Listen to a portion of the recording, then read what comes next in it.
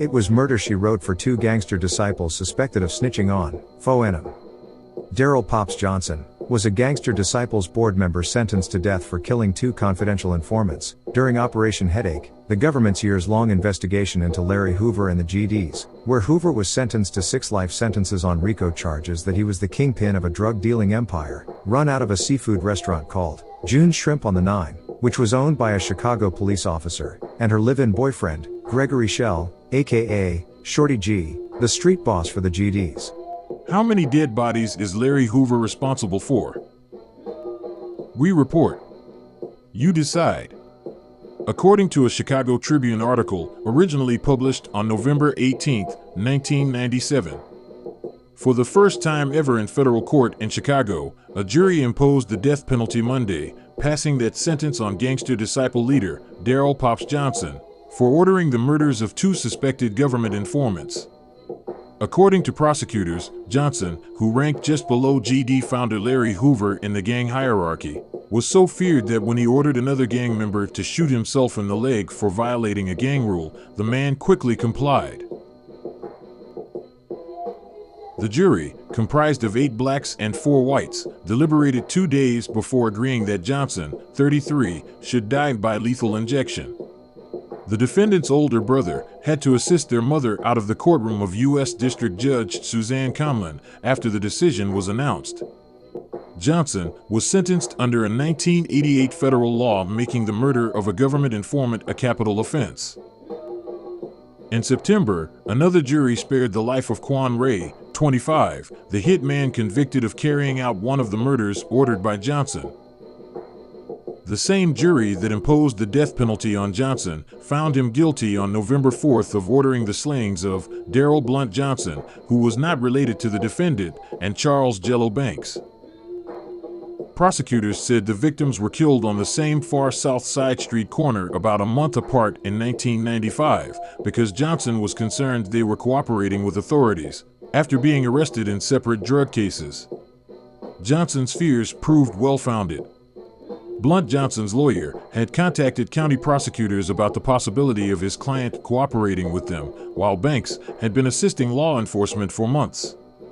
Here's a question that was never answered at trial. How did Daryl Pops Johnson know that he had 2 snitches in his crew? Was it a lucky guess? Did he have some GD foot soldiers follow the suspected snitches?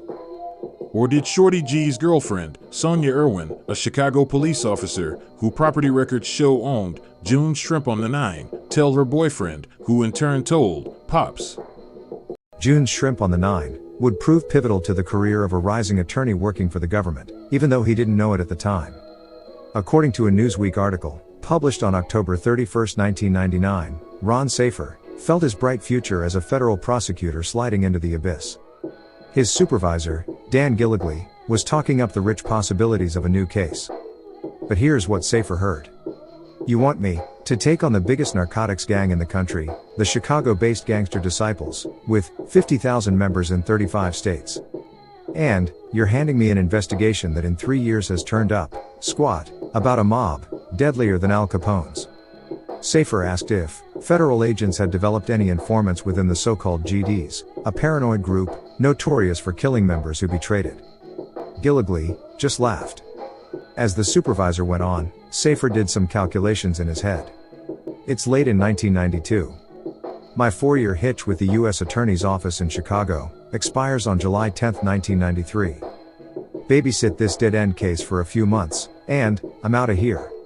As the days passed, other thoughts gnawed at Safer. The GDs had spread their drug peddling to cities, from coast to coast, and now, the gang nation's exalted leader, Larry Hoover, was threatening to make a comeback. He was in prison for ordering the murder of a man who had stolen dope from the gang. But he had somehow run his vast empire from his cell for 2 decades, and Safer feared Hoover might soon persuade a parole board to release him. The prosecutor had personal reasons to stop that from happening. As a boy in Queens, New York, he had asked his parents what they had done to stop the beatings of civil rights workers in the South. How would he answer his own kids when they asked what he, a government prosecutor, had done to stop young people with guns from killing one another? 7 years, and 7 trials later, Safer has an answer. This Newsweek reconstruction chronicles the ups and downs of the most ambitious assault on any major gang in U.S. history. Turning the Gangster disciples' tight organization into a weakness, Safer's federal agents and prosecutors attack the gang's leadership, while deploying crafty street cops to spread confusion and turn informers in the lower ranks. The payoff: the team has toppled what amounts to a drug cartel with profits estimated at more than $100 million a year, surpassing those of Barnes & Noble or Mutual of Omaha. The battle goes on. Within days, Newsweek has learned, more federal indictments are expected to take down another busload of GD's leaders.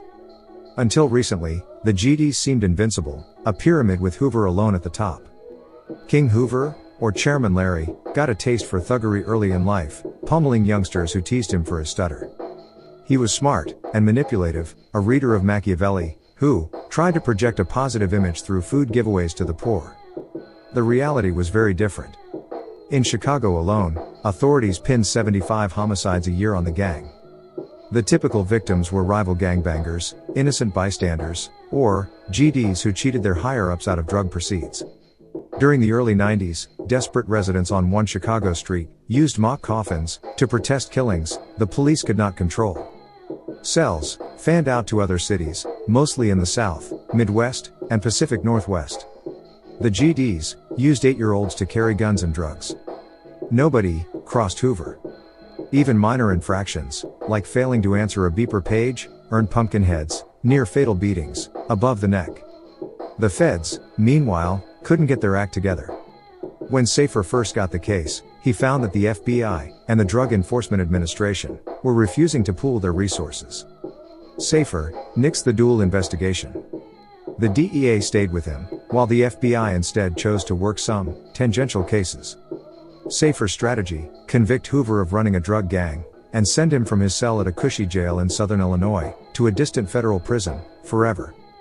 But how could the DEA catch Hoover giving orders? Tapes of his telephone calls showed that, when GD's callers mentioned gang business, Hoover interjected, "Come, see me." At this point in our story, things were not looking good for federal prosecutor Ron Safer. Then Safer got a lucky break. Charles Jello Banks, a GD's officer arrested on a drug charge, offered to tell all about the gang in return for a lighter sentence in his own case. Jello, a charming, roly-poly orphan, laid out the GD's secret structure. 2 boards of directors, one for street operations, the other for GDs in prison, oversaw governors, regents, and enforcers. Jello's account of the drug trade helped the feds win court approval to bug Hoover and his visitors. But where to hide the bugs? Safer naively urged tapping telephone receivers in the guarded room, where prisoners and visitors face one another through glass. DEA agents explained that the prison in Vienna, Illinois, was more like a college campus than like Alcatraz. Hoover greeted visitors in a lunchroom. From there, within bounds, they were free to roam. Rick Barrett, a DEA supervisor, recalls debating whether to bug the room's ashtrays, salt shakers, wall clock, or even a Coke machine. The problem: Hoover liked to wander. One day, an agent working a different case stormed into Barrett's office to complain about an assistant U.S. attorney. Barrett noticed that the agent hadn't bothered to remove the visitor's badge that he had worn to see the prosecutor. "You know," Barrett teased, "that badge is transmitting everything you say back to the U.S. Attorney's office." As he spoke, inspiration struck. What if the feds developed microphones and transmitters so thin they could fit inside a prison visitor's badge? Barrett found a company that would craft the spook gear for $1,500 a badge. The devices could relay Hoover's conversations to a listening post in Chicago, 350 miles to the north. Safer's first meeting with his new teammates was a disaster. When he declared that, together, they would bring down the GD's leadership, the cops laughed derisively. And when he disclosed that surreptitious taping had yielded enough evidence to indict Hoover and 5 other top GDs, a police investigator named Jim Darling catcalled, "Then go ahead." But the cops weren't completely cynical. Darling thought Safer seemed sharp, and he envied the stiff federal sentences for drug distributors. The prison tapes had established a dry conspiracy, lots of words, but little to prove real crimes. On one tape, the feds had caught Gregory Schell, Hoover's deputy, saying he was buying a Chicago restaurant, June's Shrimp on the 9. Could they prove it was a base for GD's drug peddling? We'll answer that question as we continue, but if you want the inside story about the FBI's wiretaps on Larry Hoover, check out our video titled The Vienna Tapes, where we examine the surveillance operation in more detail and introduce some of the key players helping Hoover run his gang on the streets in the 1980s through the mid-1990s. This is a picture of Daryl Pops Johnson with Chairman Hoover and the kids, as Hoover called them, Too Short and Crusher. If you watch the Vienna tapes, then you probably remember them as the young gunners, who were running things for the GDs on the low end, in the Robert Taylor homes, before their arrests. And please, put some pressure on that like button and subscribe to the Cartoon News Network, so you won't miss our upcoming video titled, Worst Places to Live, the Robert Taylor Homes, where we, here at CNN, present the war between Larry Hoover and Jerome Shorty Freeman, the leader of the BDs. And remember, I told you that June's Shrimp on the 9 was important to the case that U.S. prosecutor Ron Safer was building because it was owned by Gregory Schell, and Shorty G was the street boss for the GDs. According to the Newsweek article, Safer got court permission to plant a tiny camera and mic inside the restaurant, and specialists installed the devices at 3 a.m. one day. But the gang had its own spies. At 8 a.m., Schell strode into June's and looked up at the hidden lens. "You ain't got shit," he said, "and you ain't gonna get shit." In a secret monitoring room across 79th Street, Chicago detective Mary Hodge threw up her hands. "I'll be damned," she muttered. Meanwhile, Hoover was telling parole officials he had transformed the GDs into a reform group, Growth and Development, that could steer urban youths away from crime. Some of his GDs joined orderly marches to ask for better schools and health care. The makeover appealed to two groups. Several black politicians, including a few aldermen, figured that if they supported Hoover's attempt to be paroled, he would reward them by having GDs get out the vote in elections. And some African Americans, desperate to stop street crime, were ready to believe that Hoover was a changed man. Several activists even compared him to Malcolm X and Nelson Mandela. Worse, the investigation was stalled. Safer had recruited another federal prosecutor, a rising star named Matt Crowell, in part because Crowell's cheery Iowa personality would help build some team spirit among the cops and federal agents. But the police were dragging their feet. Darling and the others couldn't fathom why Safer wanted them to bust dime-bag drug deals on street corners. Weren't they after the GD's leaders?